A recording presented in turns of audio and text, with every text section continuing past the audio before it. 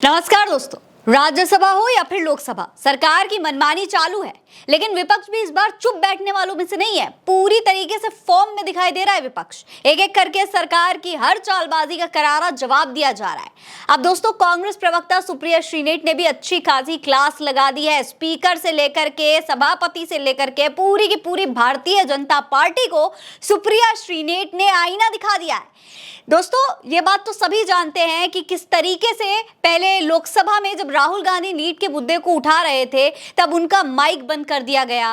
ओम बिरला ने सरेआम सबके सामने राहुल गांधी का माइक बंद करवा दिया। पहले ओम बिरला ने सत्यवादी हरिश्चंद्र बनने की कोशिश की, कहा कि मेरे पास माइक का बटन नहीं है, मैं माइक नहीं बंद करवाता हूं। माइक मैं बंद नहीं करता हूं, पूर्व में भी आपको व्यवस्था दी थी, यहाँ कोई बटन नहीं होता। राहुल गांधी ने कहा, अच्छा ठीक है, माइक तो दे दीजिए, कम से कम मैं बोल तो लूं।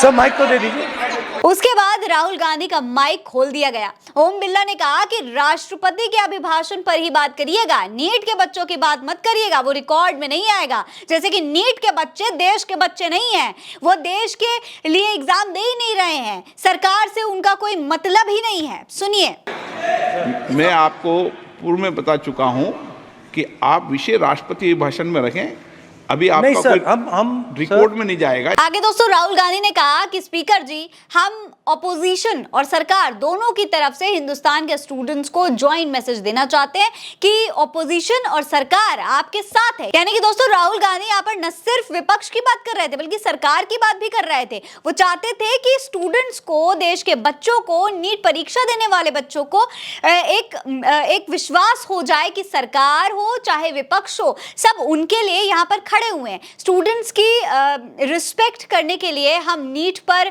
डिस्कशन करते हैं। उनके बाद तुरंत बाद दोस्तों, जब ये राहुल गांधी बोल रहे थे, ये बात सदन में सब लोग सुन रहे थे, उसी वक्त बोलते बोलते राहुल गांधी का माइक बंद कर दिया गया। देखिए वीडियो। हिंदुस्तान के जो स्टूडेंट्स हैं उनको हम जॉइंट मैसेज देना चाहते थे। हाँ दें, आप सुनिए, जॉइंट मैसेज देना चाहते थे ऑपोजिशन और सरकार के साइड से कि इस मुद्दे को हम ज़रूरी मानते हैं और इसीलिए हमने सोचा था कि आज स्टूडेंट्स की रिस्पेक्ट करने के लिए हम नीट पर डिस्कशन करें।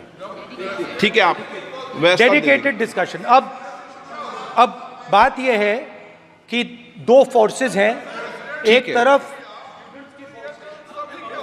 नहीं माने, प्लीज।